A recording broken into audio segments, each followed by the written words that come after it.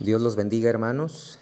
En esta hora vamos a analizar la lección de escuela sabática para el 22 de enero, ya que está tocando un tema muy importante. Y el problema es que lo está tocando mal. Hay error doctrinal, hay tergiversación de la verdad y es importante que nosotros nos pongamos de pie para defender la verdad que una vez fue dada a los santos. Ya tenía un buen tiempo que no había ninguna controversia en la escuela sabática. Tuvimos varios trimestres pasados durante este año que la escuela sabática se fue muy bien. Pero llegando a este punto crucial que es la naturaleza de Cristo, en el día martes, ahí entramos en un problema y ya era de esperarse, porque esto ha venido repitiéndose de vez en cuando a partir de 1956, que fue cuando el libro Preguntas sobre Doctrina comenzó a gestarse y después tuvo amplia circulación en el mundo adventista y ha venido a minar la verdad de lo que es la naturaleza de Cristo, tal como lo enseña la Escritura y el espíritu de profecía. Vamos a analizar algunas citas bíblicas y del espíritu de profecía, y no nos vamos a basar en comentarios ni conclusiones humanas. Y vamos a comparar estas citas con lo que se está diciendo en la escuela sabática del día martes. Comenzamos con una cita que habla del momento cuando Dios el Padre presenta a su Hijo delante de los hombres. En el momento del bautismo de Jesús, se escuchó una voz del cielo que decía: "Este es mi Hijo amado, en el cual me complazco". Dice el deseo de todas las gentes en la página 86. Estas palabras de confirmación fueron dadas para inspirar fe a aquellos que presenciaban la escena y fortalecer al Salvador para su misión. A pesar de que los pecados de un mundo culpable pesaban sobre Cristo, a pesar de la humillación que implicaba el tomar sobre sí nuestra naturaleza caída, la voz del cielo lo declaró Hijo del Eterno. En esta primera cita podemos ver cómo Jesús heredó la naturaleza caída y no una naturaleza perfecta o santa como lo menciona la lección. Y si solamente fuera un error de dedo, que pusieron ahí naturaleza santa, pero no hubiera una intención de decir que tenía una naturaleza diferente a la nuestra, ¿sí? No estaría yo haciendo este audio. Pero hay una intención, ¿sí? Y lo vamos a ver aquí. Hay una intención de decir que Jesús no era semejante a nosotros en todo, ¿sí? Y eso contradice tanto a la Biblia como al espíritu de profecía. La lección continúa diciendo que Jesús fue hecho semejante a nosotros en todo, aunque por ahí aparecen unas comillas que dan a entender algo, ¿no? Ya que más adelante dice que Jesús era diferente a nosotros con respecto al pecado. Bueno, Jesús no pecó, eso es verdad, pero no porque fuera diferente a nosotros. Hay que hacer una aclaración ahí. Jesús actuó diferente a nosotros, pero no era diferente a nosotros. Sus decisiones fueron diferentes, pero no es algo que no esté al alcance nuestro, ya que Jesús nos invita a ser participantes de la naturaleza divina para no continuar pecando.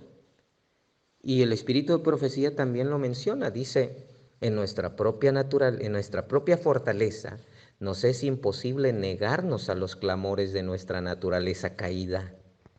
Por su medio, Satanás nos presenta tentaciones. ¿Por medio de qué? De la naturaleza caída. ¿Y no dice la cita anterior que Jesús también tenía naturaleza caída? Sí. Ahora, Satanás nos presenta tentaciones. Cristo sabía que el enemigo se acercaría a todo ser humano para aprovecharse de las debilidades hereditarias y entrampar mediante sus falsas insinuaciones a todos aquellos que no confían en Dios. Y recorriendo el terreno que el hombre debe recorrer, nuestro Señor ha preparado el camino para que venzamos. ¿Cuál terreno? El terreno de la naturaleza caída. Exactamente, esa lucha contra el Satanás y contra el pecado en nuestra naturaleza. Entonces, ¿por qué dice que era diferente a nosotros? Mensajes Selectos, tomo 1, página 299, menciona: al tomar sobre sí la naturaleza del hombre en su condición caída, Cristo no participó de su pecado en lo más mínimo. Ahí está más que claro. Cristo tenía una naturaleza, heredó una naturaleza caída del ser humano, ya que nació de María, una mujer que tenía también una naturaleza caída. Pero Cristo, viniendo a la tierra como hombre, vivió una vida santa y desarrolló un carácter perfecto. Ofrece estos como don gratuito a todos los que quieran recibirlos. Más que esto, Cristo imparte a los hombres atributos de Dios, edifica el carácter humano a la semejanza del carácter divino y produce una hermosa obra espiritualmente fuerte y bella. ¿Qué les parece, hermanos? Viviendo en la tierra como hombre en condición caída, de una naturaleza caída, desarrolló un carácter perfecto. Lo que Cristo tenía era un carácter perfecto, no una naturaleza perfecta. Su naturaleza era caída y ahí lo dice con claridad. Y es algo que nosotros también tenemos al alcance. Lo dice en la última parte de la cita, que Dios quiere impartir a los hombres estos mismos dones. ¿Para qué? Para que nosotros también podamos tener un carácter perfecto. ¿Qué les parece? No una naturaleza perfecta, sino un carácter perfecto. Carta 83, 1896. Aunque no tenía ninguna mancha de pecado en su carácter, condescendió en relacionar nuestra naturaleza humana caída con su divinidad.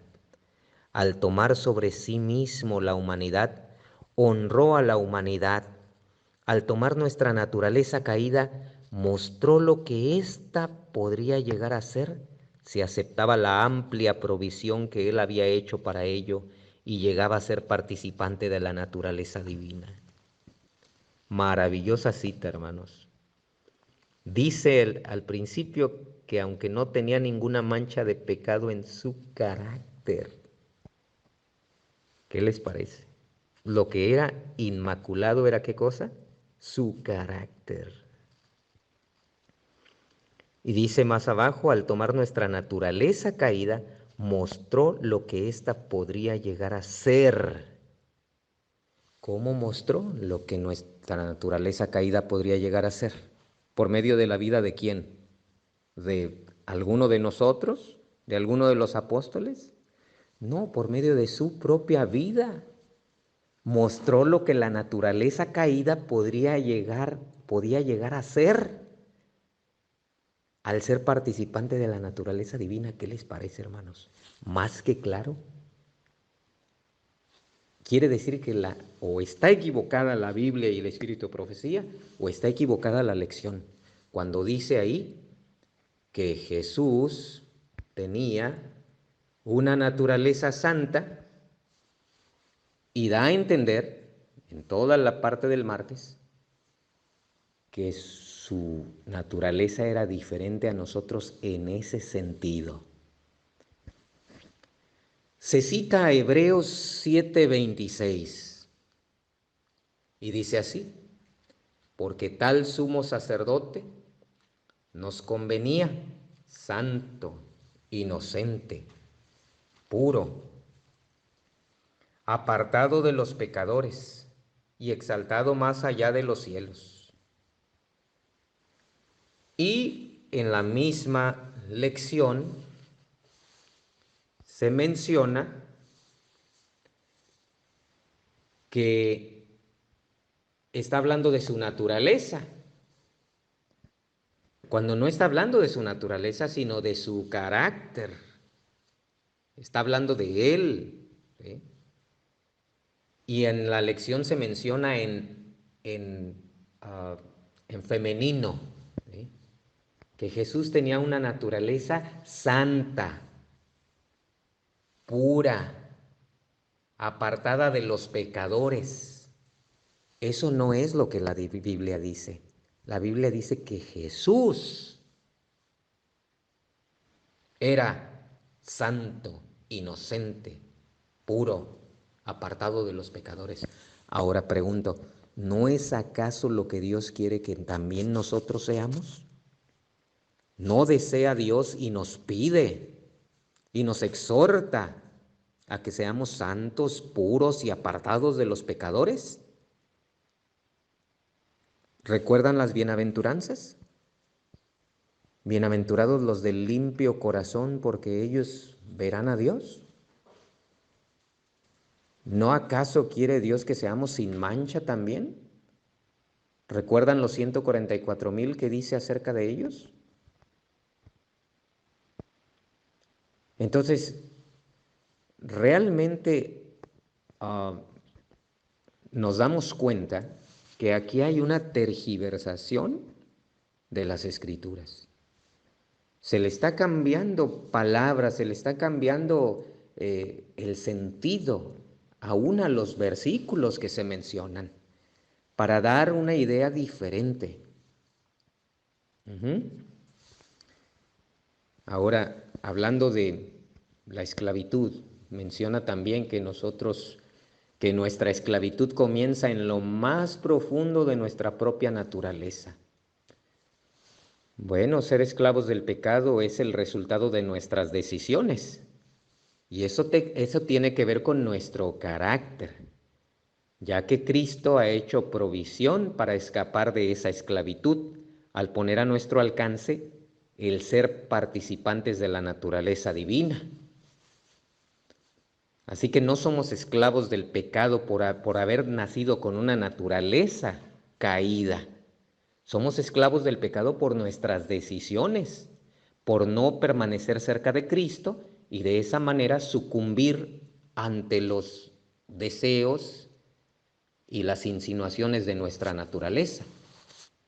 Pero Cristo, a diferencia de nosotros, Él se mantuvo cerca del Padre en una manera completa y total y pudo subyugar su naturaleza caída al ser participante de la naturaleza divina. Así que nosotros también podemos, hermanos, y Dios quiere que lo hagamos. De hecho, debemos lograrlo antes que termine el tiempo de gracia, hermanos. Para terminar la lección la lección del martes dice que si Jesús hubiera sido carnal, vendido al pecado, también hubiera necesitado un Salvador. Bueno, aquí hay que hacer una diferencia. Que Jesús haya tenido una naturaleza caída no lo hace carnal. ¿eh? Porque esto me parece a agustinianismo, ¿eh? Fue Agustín, San Agustín, ¿verdad? Llamado por los católicos, quien enseñó lo del pecado original, que por el simple hecho de nacer como humanos ya nacemos, ya somos pecadores. Y no es así, no hay pecado original. Tú puedes nacer con naturaleza caída, pero no te hace eso un pecador, porque un bebé no es pecador. ¿Mm? Hasta que tiene conciencia y sabe hacer diferencia entre lo bueno y lo malo. Ajá. Hasta que puede decidir. Mientras que no lo puede hacer, no es pecador. Y más o menos es la idea que nos dan aquí, que por el simple hecho de decir que Jesús es como nosotros en naturaleza caída, eso lo hace carnal. Claro que no. Claro que Jesús no estaba vendido al pecado. Claro que Jesús no era carnal, aunque tenía una naturaleza caída. La Biblia menciona que Jesús participó de carne y sangre igual que nosotros. Y Juan capítulo 1 también dice que se hizo carne. Y eso no lo convirtió en carnal, en el sentido de esclavo de concupiscencias. De hecho, Dios nos llama a que nosotros no seamos carnales, sino que seamos espirituales, que nazcamos de nuevo. Él quiere que nazcamos de nuevo. ¿Sí? Entonces, ahí hay algo muy malo, hermanos.